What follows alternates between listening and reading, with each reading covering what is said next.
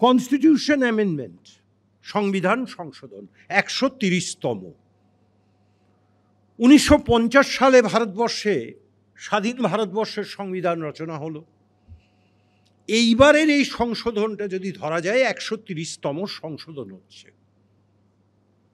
এই সংশোধন নিয়ে আপত্তি আছে। কেন, আমি সে ব্যাখ্যায় আসব। দেখুন, জিনিসটা শুনতে খুব ভালো, পরিচ্ছন্ন ভাবমূর্তি, ভ্রষ্টাচার মুক্ত সমাজ ব্যবস্থা, খুব ভালো ভালো শব্দ, শুনতে খুব ভালো, কিন্তু আদপে কি তাই? আমি শুরুটা করব, এই যেদিন বিলটি পাশ হলো তারপরে বাংলার মুখ্যমন্ত্রী তিনি একটি স্টেটমেন্ট করলেন। তিনি বললেন সুপার এমার্জেন্সি, সুপার এমার্জেন্সি। আমরা বহুদিন ধরে একটা কথা বলছি, এবিপি আনন্দও বহুবার বলেছি, অঘোষিত জরুরি অবস্থা চলছে ভারতবর্ষের বুকে নরেন্দ্র মোদীর নেতৃত্বে। এটা ঠিক।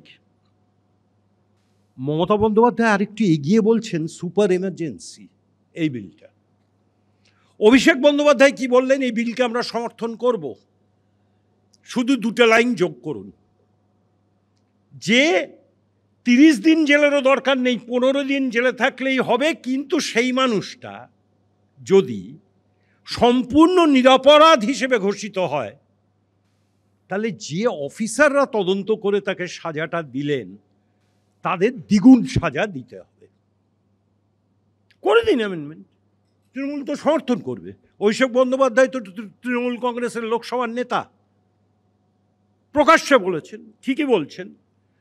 আসলে তদন্তটা করছে কারা, মানে করাবে কাদের দিয়ে? মেনলি ইডি আর সিবিআই, এনফোর্সমেন্ট ডাইরেক্টরেট এবং সিবিআই, দুটোই কেন্দ্রীয় সরকারি সংস্থা।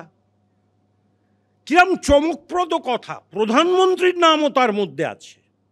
আরে তাও তো আপনার তো ডাইরেক্ট চাকর, ওদের ক্ষমতা আছে নাকি আপনার বাড়িতে গিয়ে আপনার ফাইল নিয়ে আপনাকে সার্চ করবে বা আপনার বিরুদ্ধে কোর্টে নিয়ে যাবে?